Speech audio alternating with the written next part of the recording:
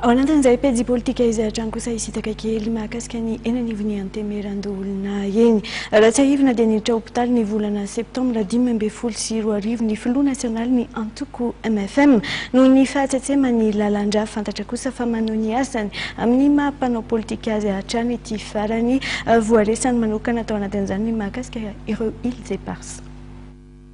Manoni asa mahampanao politika azy Andriamatoa Manandafy Rakotoniry na dia nandalo sedra ara-pahasalamana mafy aza ny tenany.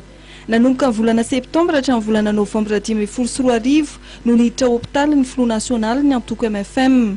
Fahatsetsena ny lalandra noho ny fisian'ny vaingan-drà tao amin'ny lalandra no nahavoa azy. Aretina izay nitarika tamin'ny fandidina ny tongony havanana ary ny afara tamin'ny fametahana ny solon-tongotra. Efa aty an-trano azo roa olona teny amin'ny hopitaly. Ny nitsabo atena di malagasy daholo tao amin'ny service cardiovasculaire ny Algérie tena nahafapo ny fitsarakaranitrareo ary hitanareo mivoaka soamantsara zao sy ny klema mipetraka le tongotra fa io amboary io zany amboarin'io efa vita zao ny miaratra vita eto Madagasikara efa vita fa angamba mivoaka kely any Afrika Atsimo na amin'ny toeran-kafa miditra amina zavatra tsaratsara tokoa fa ny io zao dia mekanika ny vita efa mandehandeha ranotrano mitondra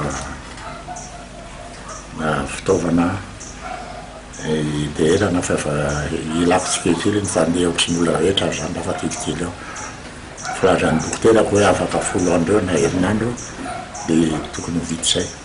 Na dia teny amin'ny hopitaly ary dia nanokana fotoana ho amin'ny politika Andriamatoa Manandafy Rakotoniry no jereny manokana niaraka tamin'ny mpiaradia amin'ny akaiky ao anatin'ny antoko MFM amin'ny fitakinany Nosy Éparses. Boky ny nanamafisany MFM amin'ny fitakinany famerenana amin'ny fitantanana ny Nosy Éparses amin'ny Madagasikara. Mivory ny farafahatelo ny roa na itelo isan-kerinandro zay ary ny asa navoaka tamin'izay dia ny mikasika ny Nosy Éparses hitanareo ity.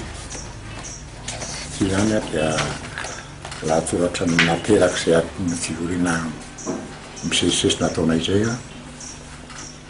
io dia efa namparitaka ihany amin'ny filoham-panjakana io ny ankehitriny na ny taloha zany hoe ataona mampianina ny nomenany voalohany nanaterana koratsiraka sy avalomanana dia natenay amin'ny ambasadiko io. Ny antoko MFM izay manamafy ny tokony ampiarana amin'ny fanapa-kevitra ny raisin'ny firenena mikambana tamin'ny taona 2007.